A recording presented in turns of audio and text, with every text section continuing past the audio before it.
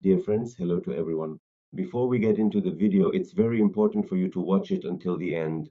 The topics I'll be discussing here are: why does the market always trap you?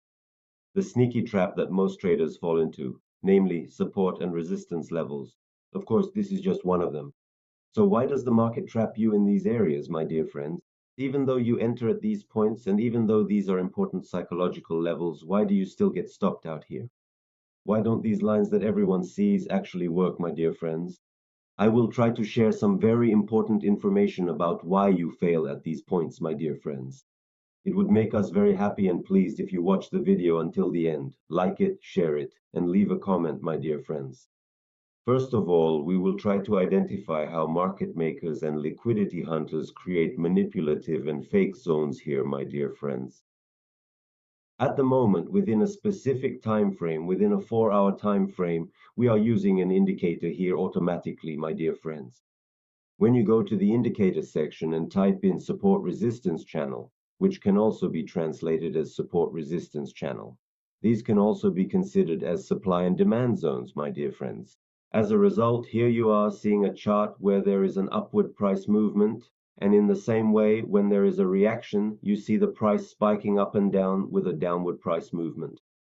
My dear friends, when you use this indicator and switch between larger and smaller time frames, of course, these will change. The points of these are different. It automatically determines the points for us, my friends. You can see this right now.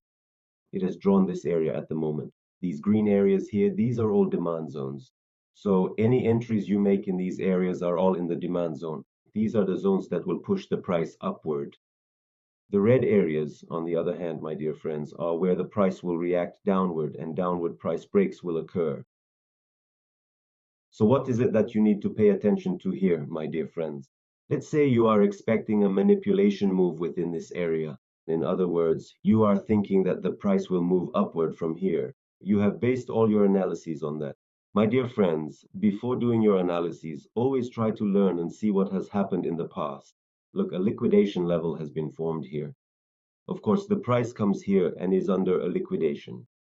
For example, let's say someone, when a big candle appears here, they immediately say, go for a 1 to 2 or 1 to 3 move upwards from here and make a large amount of money quickly. When someone does this here, my dear friends, look, I will also explain this on the CRT model first. If you pay attention here, my dear friends, once the price rises with a high volume candle, traders enter at this point. After entering here, their positions are stopped out sharply at this level. In other words, this could go a bit further down as well. What I'm trying to explain here is that this area is considered a zone where people are manipulated. This is known as a liquidity hunt. Here you need to be patient, and if you pay attention, when you look at the past price action, the bodies of the black candles moving downward are always large. In other words, if you notice, the sellers have pressed down on the buyers very aggressively. So making statements like buyers are quickly overpowering sellers here and pushing the price up will lead you to make mistakes, my dear friends. It will bring mistakes and failure. Right now you can see from the reactions formed here that the price has moved back up. But as the price moves up, the only thing you should focus on is whether the other candles, the white candles and the black candles, are settling within the large volume candles, my dear friends.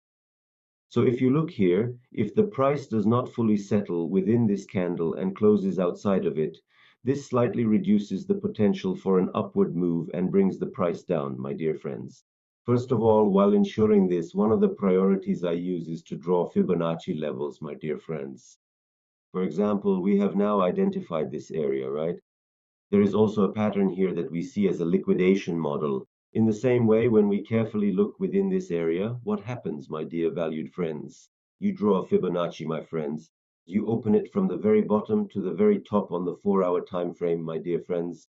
Look, within this area, you can see the manipulation at the 0.618 level, my dear friends. In the same way, you can also see the manipulation at the 0.786 level. So here, the key point is to act patiently. Patience is crucial here. You need to act patiently, and after being patient, you should start interpreting based on the price action here. So look, the same thing happened again. A strong candlestick appeared, my dear friends. After the strong candlestick, people entered around these areas. They entered around these areas, my dear friends. After people entered, they were stopped out here, and then the price was pushed back up. Let's look at the 0.786 and 0.798 levels in a certain area. In the same way we identified the area, a candlestick formed quickly.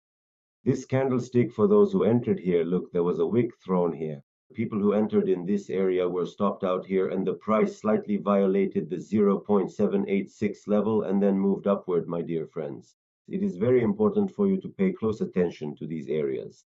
My dear friends, liking and commenting on our videos will especially help me share even more important things with you as we continue on this journey together. Take care of yourselves. I wish you a good day.